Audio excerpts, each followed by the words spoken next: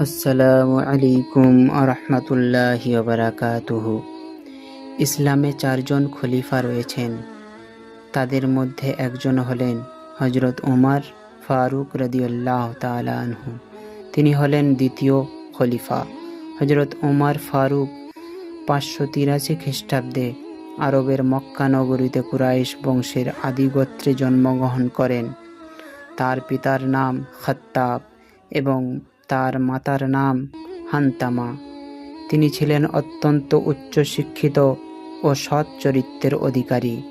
যুবক বয়সে তিনি কুস্তিগীর, সাহসী যোদ্ধা, কবি ও সুবক্তা হিসাবে তৎকালীন আরব সমাজে খ্যাতি অর্জন করেন। হযরত ওমর ফারুক ছিলেন ইসলামের ঘোর শত্রু। একদা তিনি আবু জাহেল এর নির্দেশে মহানবী সাল্লাল্লাহু আলাইহি ওয়াসাল্লামকে হত্যা করতে রওনা দিলেন। পথে শুনতে পারলেন যে তার বোন এবং তার ভগ্নিপতি সাঈদ মহানবী হযরত মুহাম্মদ সাল্লাল্লাহু আলাইহি ওয়াসাল্লামের কাছ থেকে ইসলাম ধর্ম গ্রহণ করেছে। তিনি তাদেরকে হত্যা করার জন্য তাদের বাড়ি গেলেন।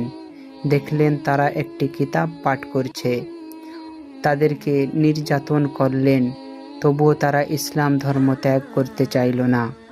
তিনি তার বোনকে জিজ্ঞাসা করলেন যে, আমি যখন বাড়িতে আসলাম তখন তুমি কি যেন পড়ছিলে, সেটি কি? তার বোন উত্তরে বলল যে সেটা ছিল আল কুরআন। এ উত্তর শুনে হযরত ওমর ফারুক কুরআন শোনার ইচ্ছা প্রকাশ করলেন। তার বোন তাকে কুরআন পড়ে শোনালেন। তার কুরআনের কথা ভালো লাগলো। অতঃপর তিনি মহানবী সাল্লাল্লাহু আলাইহি ওয়াসাল্লামের কাছে গেলেন।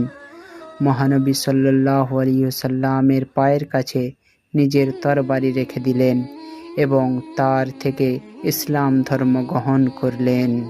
সুবহানাল্লাহ।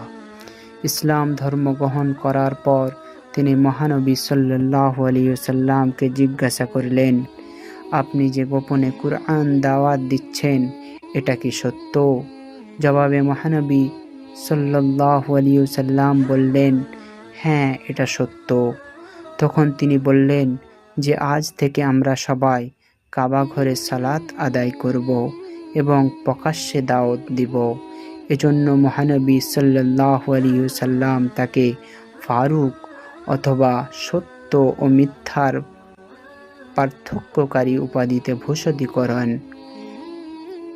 এভাবে তিনি নবুয়তের 6ষ্ঠ বছরে ইসলাম ধর্ম গ্রহণ করেন।